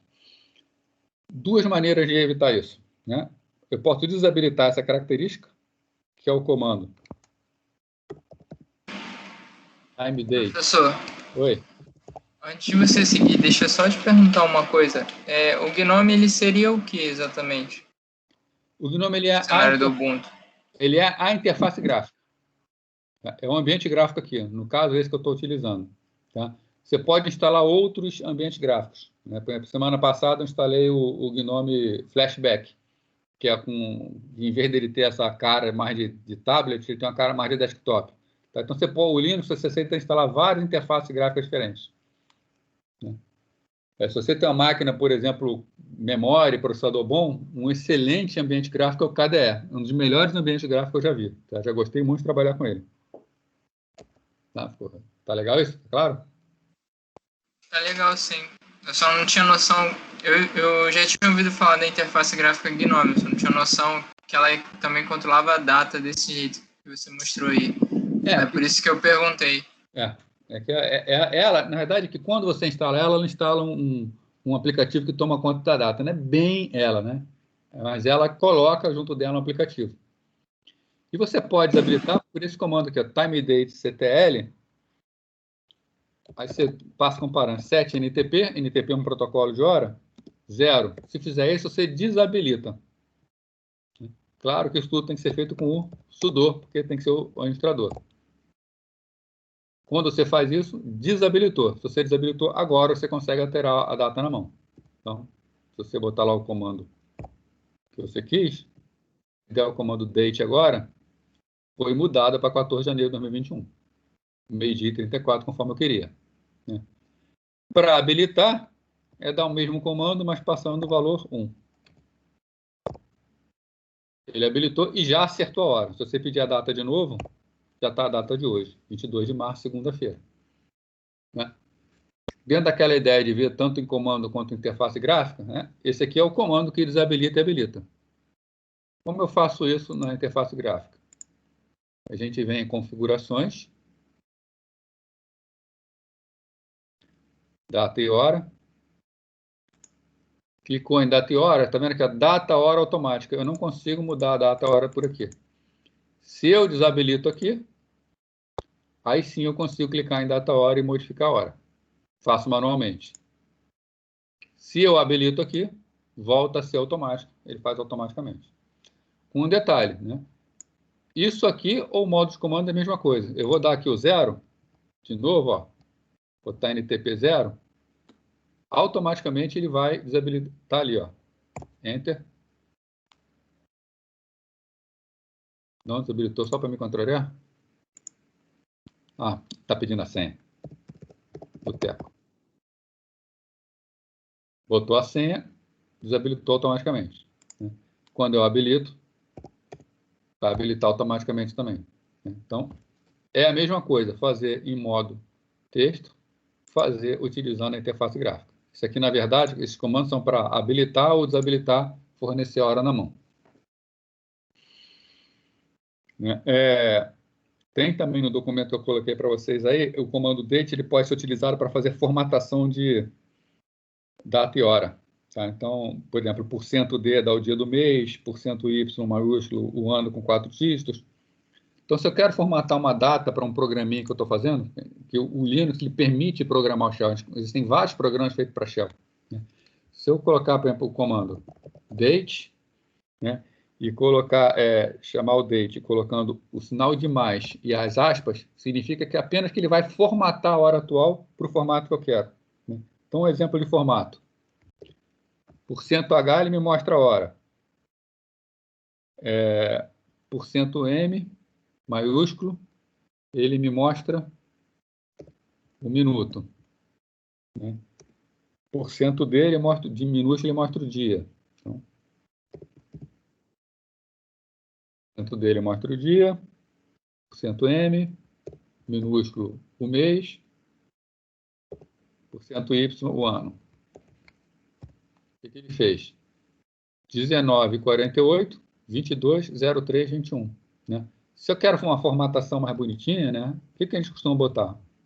2 pontos entre a hora e o minuto, botar um D aqui, botar uma barra entre o dia e o ano. Ele já me mostra no formato 19:48, D 22 do 3 de 21. Então é um comando, numa linguagem de programação, para você buscar essa informação, é uma série de comandos que você precisa dar para buscar uma saída formatada. Com o Shell, por exemplo, você está programando em linguagem C, você consegue, através da chamada system, fazer uma simples chamada date, você já consegue buscar essa informação, facilita a vida do programador. Só botar aqui o Y maiúsculo para diferenciar, ele já mostra 2021 no lugar de 21. Né? Para mostrar alguns funcionamentos do Shell, né? Por exemplo, esse comando date ele está mostrando aqui na tela. Né? Se eu colocar ele entre crase, tá? Não é aspa simples não, é crase. Uma crase no final e uma crase no início. Eu estou mandando executar o comando e retornar o valor dele. Se eu boto, por exemplo, A igual, eu estou executando o comando jogando dentro da variável A. Se eu peço o conteúdo da variável A, echo $A, ele vai mostrar. Tá? Então, são coisas que são simples, isso aqui, executar um comando, jogar dentro de uma variável. No final, isso aqui é uma programação que fica muito facilitada e bastante poderosa no Shell. Né? Então, assim como o PowerShell pode ser programado, o Shell do Linux também aceita uma série de programações e vários programas são feitos em Shell no Linux. Alguns comandinhos a mais hoje aí, para a gente adiantar o máximo, tá? Para ficar faltando só um pouquinho para a semana que vem, matar logo essa parte de comandos. Alguns comandos agora que a gente, em relação à administração, né? Que o administrador já usa. O comando DF. O comando DF é um comando utilizado para mostrar as partições do sistema e o espaço livre ocupado de cada uma delas. Então, por exemplo, no caso aqui tem uma série de informações de partição. A partição que nos interessa é essa daqui, a partição de disco. Está falando aqui no caso que ela está com isso tudo aqui ocupado. Aliás, tem isso tudo de tamanho, tem isso aqui tudo usado, tem isso aqui tudo disponível, e, na verdade, ela está sendo usada 41% e está montada em barra. Né? Então, essas informações aqui são bastante úteis, né? O meu sistema de arquivos está 41% ocupado e é o sistema de arquivos raiz. Agora, esses números aqui é aquilo que eu havia comentado com vocês, né? Pouco significado para o ser humano. Ele é muito significado, é significado até demais, né? Quanto é que eu tenho aqui livre, utilizado, né? Eu sei que é 18 GB, mas eu tenho que ficar prestando bastante atenção, né? Lembrar, se a gente sempre lembrar que existe, para a maioria dos comandos, o parâmetro "-h", que coloca no formato humano, aí já ficou mais interessante aqui, ó. A minha partição, /10 /SDA2, ela tem 18 GB de tamanho, está 6,8 GB ocupado e tem 11 GB disponível. Tá? Não é tão preciso quanto a informação anterior, né? Mas me é suficiente e fica mais fácil de entender. Então, esse parâmetro H, na maioria dos comandos, serve para isso, facilitar a vida, facilitar o entendimento das pessoas. Outro comando que diz respeito à utilização do sistema é um comando chamado DU. O DU, ele diz como está a utilização do disco, né? Então, para um determinado diretório, no caso, né? Então, se eu boto DU, o que o DU faz? Ele sai entrando em diretório por diretório, arquivo por arquivo, me mostrando o conteúdo e quanto está ocupando de espaço. Também é muita informação, né? Se eu dou somente o comando DU, ele sai mostrando tudo e depois ele faz um resumo aqui embaixo. 132, 152, né? O que é isso? Mais útil para mim seria, por exemplo, o DU-S. O DU-S ele faz um sumário do diretório onde eu estou. Então, agora ele mostra, beleza, esse diretório está ocupando 132.152 bytes. Né? Se eu quiser saber um por um, DU-S asterisco, saber qual é o diretório que mais ocupa. Então, esses meus diretórios aqui, eles estão ocupando 860 bytes, 1.620 bytes, 10.608 bytes, né? Cada um ocupando seu espaço. Lembrando que sempre podemos recorrer ao H também. Né? Botando o H, botei K, né? Botei errado aqui. Ele já me diz que, no caso, o meu snap ele está ocupando 11 MB, em vez de dizer que está ocupando 10.608 bytes.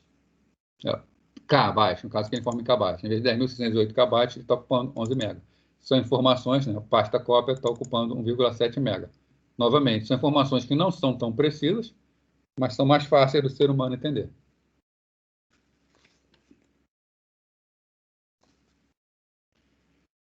O comando find, tá, que é o próximo documento de vocês aí, ele é um comando que é bastante complexo e ele serve para buscar por arquivos em disco. Ele é um programa bastante rápido. Tá? Vamos descer mais. Vou lá para o diretório /home. Vou ficar aqui mesmo. Tá? Posso passar comparando. Vamos supor que eu quero procurar um arquivo de nome. Deixa eu facilitar aqui a minha vida. Eu quero procurar o arquivo de nome. Onde é que está? Esse arquivo aqui, de nome 160.115.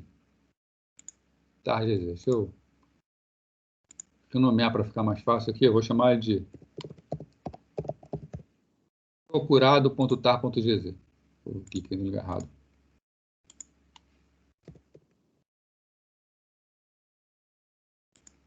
Eu quero procurar para esse arquivo que está chamado procurado.tar.gz. E eu sei que ele está da parte de algum usuário. Então, eu posso utilizar o comando find, botar find.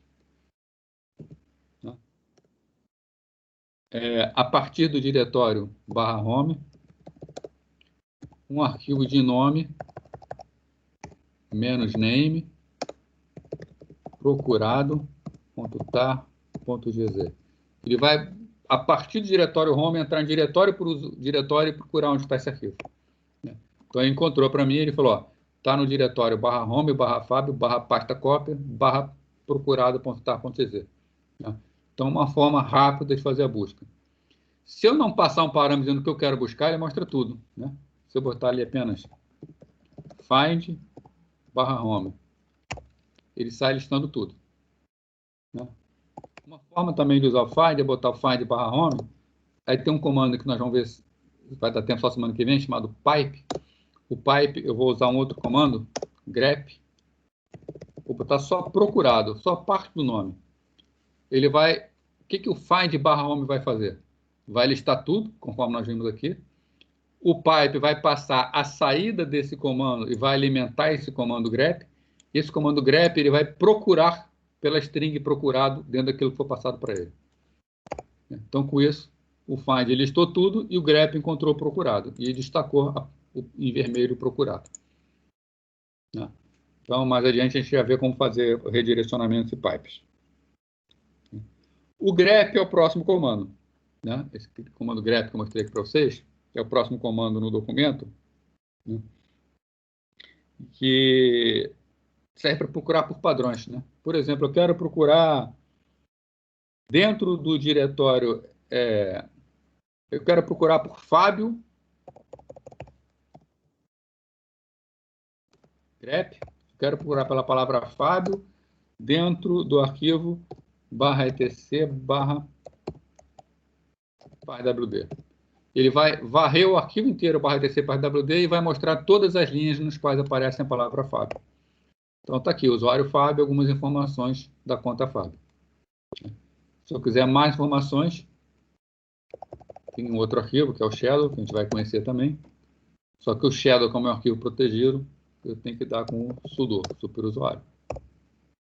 Então, entre outras coisas, está aqui a minha senha criptografada, dentro do arquivo Shadow.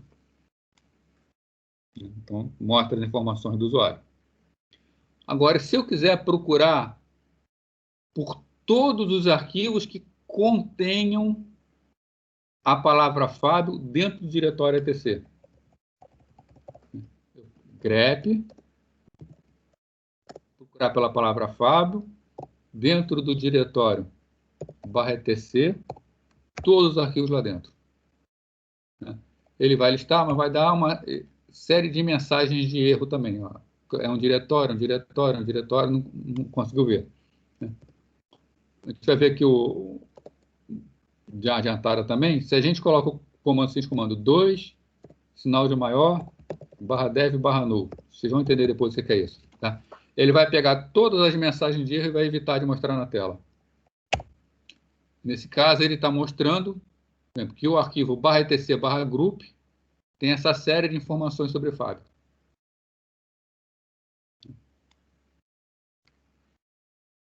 Então, o arquivo parwd tem uma série de informações sobre Fábio. E se eu não quero ver o conteúdo, que ele também mostra o conteúdo, quero apenas saber quais são os arquivos que estão sendo mostrados.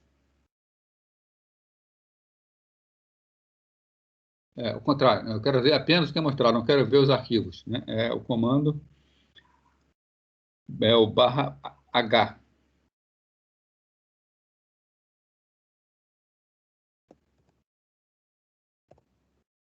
Mostra apenas o conteúdo sem mostrar os arquivos.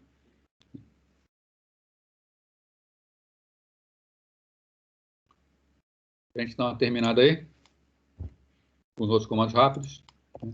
Se eu quiser saber a quantidade de memória livre do sistema, free, ele me dá as informações do instantâneo. No caso, 3 GB de memória, usado 872 MB, livre 591 MB. Informações sobre swap. Lembrando que essas informações também estão naquele comando top.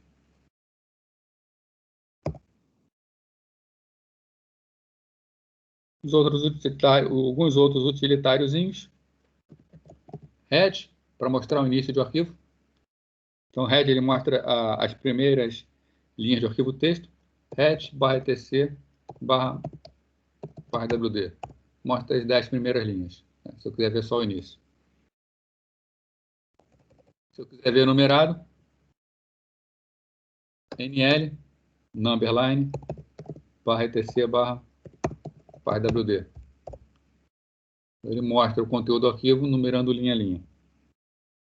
Se eu quiser ver o conteúdo de um arquivo, o comando mais antigo que tem é o comando chamado more. O que o comando more faz? Ele mostra o conteúdo paginando. Então, reparou que quando eu fiz o cat, no início da aula de hoje, cat /etc, ele mostra direto todos os arquivos, conteúdo. Se eu usar o more, /etc/pardwd, ele mostra o inicial e fala, ainda falta mais, tem 40% do arquivo. Cada vez que eu aperto Enter, ele mostra a linha seguinte. Se eu aperto a barra de espaço, ele rola uma tela como um todo. O more é um comando antigo. Hoje em dia se usa o contrário dele, né? Se usa o less. Less, /etc/pardwd. O less ele é interessante para a gente ver conteúdo de arquivos, porque ele não edita, ele só mostra o conteúdo. Mas ele permite que a gente use seta para cima e para baixo para poder ir e voltar no arquivo. Então, para cima, para baixo, para a esquerda, para a direita, para poder ver o conteúdo. Page up, page down, a gente consegue navegar dentro de um arquivo texto.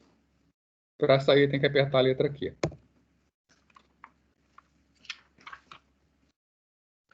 Um comando muito útil para o administrador, eu vou falar aqui, pode não parecer, é um comando chamado tail. Enquanto o head só mostra o início, head, /etc/pardwd, mostra as 10 primeiras linhas. O que faz o tail? Ele mostra as 10 últimas linhas. Por que ele é tão útil assim, né? O tail, como é mostrado aqui, ele mostra as 10 últimas linhas e pronto. Ele é bastante utilizado com o parâmetro "-f".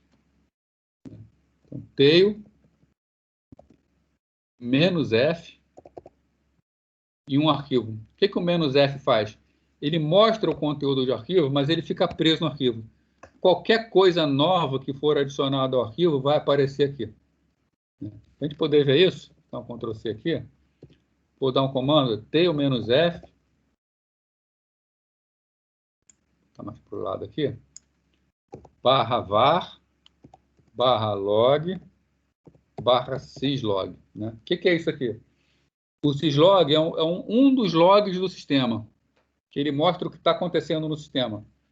Então, o tail-f ele mostrou, né? Se eu der uns enters aqui, está no final dele, né? Mas tudo que entrar de novo no log aparece ali. Né? Por exemplo, deixa eu abrir um novo programa. Só de abrir um novo terminal, só de clicar para abrir um novo terminal, já apareceu um log aqui. Ó. Então, eu vou vendo as coisas acontecendo. Né? Para quem está, por exemplo, fazendo desenvolvimento web, você está interagindo, às vezes, com seu browser, com um servidor web, alguma coisa está errada, está acontecendo, você não está conseguindo ver o que está acontecendo.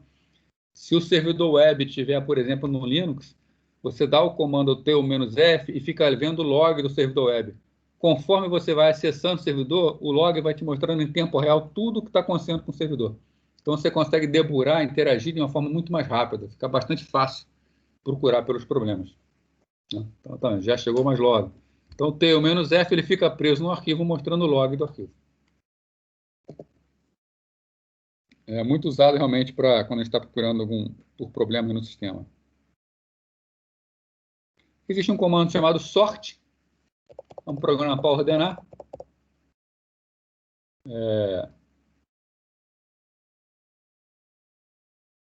Vou botar aqui, por exemplo, pardw de novo. Cat, pardwd. Faltou o /etc. Aliás, eu tenho ele aqui no meu diretório, né? Cat, pardwd.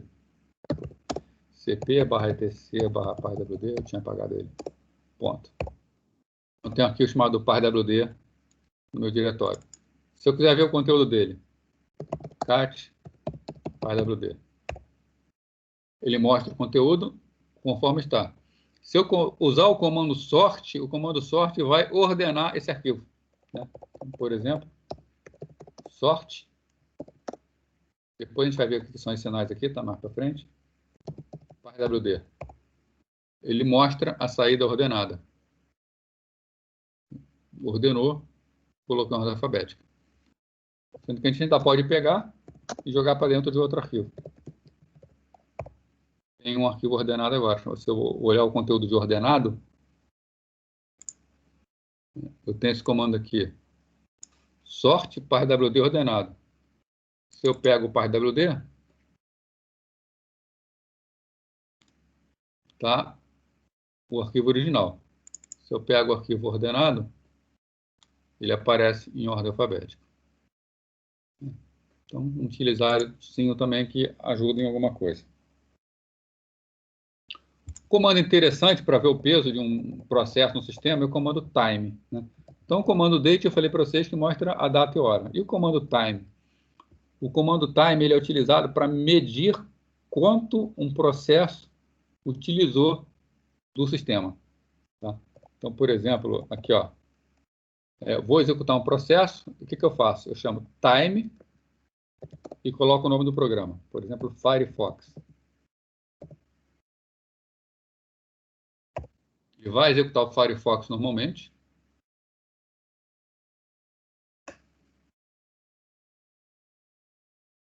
Então, ele abre o Firefox. Vamos chamar lá a página da Veiga de novo.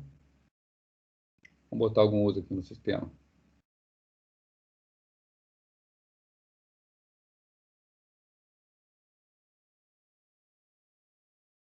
Abriu a página. Vou abrir mais um pouco aqui. Abrir a página cursos, mestrado, doutorado. E aí eu fecho o Firefox. Terminei. No final, o time ele dá um resumo. Tempo real. Eu utilizei o Firefox durante 36,881 segundos. Efetivamente utilizado. Ele usou com comandos do usuário. Lembra que eu falei para vocês que o processador tem comandos que são comandos da System User, né? System Commands, né? São comandos do sistema, instruções do usuário que está executando em modo normal, comandos em assembly, né? Comandos do processador que o código do usuário pode executar. Isso aqui está dizendo quanto tempo de UCP foi gasto em modo usuário, né? Isso aqui é quanto tempo ele gastou de UCP executando tarefas privilegiadas, né? Então, ele executou 36 segundos, na verdade, consumiu do sistema aproximadamente 30 segundos, 36, sendo 23 segundos com instruções comuns e 7 segundos com instruções privilegiadas. Se eu fizer isso mesmo, por exemplo, com o gedit, Time gedit, que é um editor de textos, consome muito menos recursos do sistema, né? Então, começa a editar qualquer coisa. Gastar um tempinho. Encerro o gedit. Fecho sem salvar. Usei 16 segundos, o programa ficou ligado durante 16 segundos, sendo que, na prática, somente 4 segundos é que foram gastos do processador, sendo com tarefas administrativas 0,461 segundos. Então, a gente vê realmente que um editor de texto é muito mais leve que um navegador. Pesa muito menos no sistema. Consome muito menos recursos do sistema. Então, time serve para a gente ter essa noção. Existe um comando touch. Vamos supor que eu quero criar um arquivo vazio. Não existe aqui um arquivo chamado novo, né? Se eu dou um comando touch novo, criou um arquivo chamado novo, um arquivo vazio. Ele tem essa característica, mas o touch, na verdade, é um comando que ele é criado para mudar informações do arquivo, né? Entre elas, por exemplo, as informações de data hora do arquivo, né? Então, se eu pedir aqui ls-l, esse arquivo novo, ele foi criado, ó, 22 de março, às 10h09. Eu posso dar um comando chamado touch -t para mudar a hora de último acesso dele, né? Eu quero burlar, eu quero falar, não, eu não quero que ninguém saiba que esse arquivo foi criado agora. Esse arquivo eu quero que pense que ele é mais antigo, né? Ou qualquer outra razão, não precisa ser quem enganar, né? Touch -t, o mês 02 é um formato parecido com o formato do date, do comando date. Então, fevereiro 02, dia 14, às 12h45. Novo. Então, eu mudo os parâmetros do novo e agora a hora de acesso consta como última modificação dele, 14 de fevereiro, ao meio-dia e 45. Então, touch para mudar algumas informações sobre arquivo. Então, pessoal, eu queria ter ido um pouquinho mais hoje, mas no final não faltou tanta coisa, não. Faltou poucos arquivos, poucos comandos. Eu vou deixar para ver se alguém quer falar alguma coisa aí, tirar mais uma chamada agora. E aí, na semana que vem, a gente vê os pouquinhos dos comandos que faltaram e a gente passa para poder ver coisas como links simbólicos, que também é importante para a administração de sistemas, a parte de redirecionamento pipe e gerenciamento de usuários e grupos.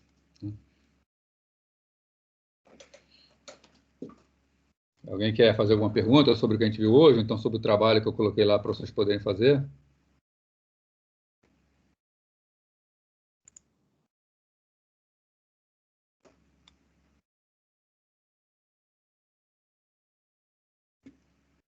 Vou fazer uma última chamada aqui para quem quiser já. Está liberado? Tá baixando a lista de presença já.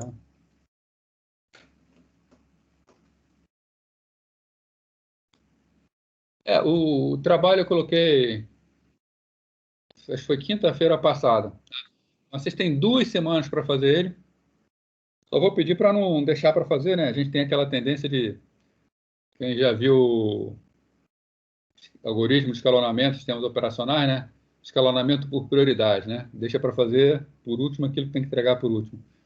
O trabalho está tranquilo, mas para não ter dúvida, procura não deixar para fazer no final desses 2 meses, não, né?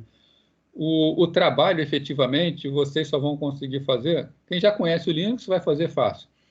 Mas para fazer, ainda precisa da aula da semana que vem. Então, se vocês quiserem... seria até interessante para acompanhar melhor a aula, vocês pegarem o trabalho, dar uma lida no trabalho para ver o que vai precisar ser feito. E aí, na semana que vem, a gente vai ter aula que explica como é o funcionamento desse trabalho. Mas também tem participação em fórum. Essa participação em fórum seria interessante vocês já participarem, já fazerem e já ficarem logo livres desse negócio. Tá? O conselho que eu dou para vocês. Aproveita o início aí, que o período está mais tranquilo, e mata logo o que dá para matar. E semana que vem, depois da aula semana que vem, vocês já vão poder entregar o trabalho também. Conselho também, recomendo que não deixe acumular trabalho lá para a última semana, que eu acho que todos os professores vão dar mais ou menos o mesmo prazo, porque a gente tem um prazo para entregar, e eu botei a entrega para uma semana antes do meu prazo. Então, aí na semana que vem, então, aguardo por vocês, a gente pode conversar sobre o trabalho. Eu sei que a aula de hoje é uma das mais maçantes que tem, foi uma das mais difíceis que teve, né? Assim, difícil de ficar acordado na frente do computador, é comando, comando, comando. Mas a partir da semana que vem a gente já faz mais exercício, vai ficar bem mais tranquilo, pode deixar. Né? Alguém quer colocar alguma coisa, falar alguma coisa? Então, boa noite aí, bom final de semana. Vou terminar a gravação aqui. Poder. Parando a gravação.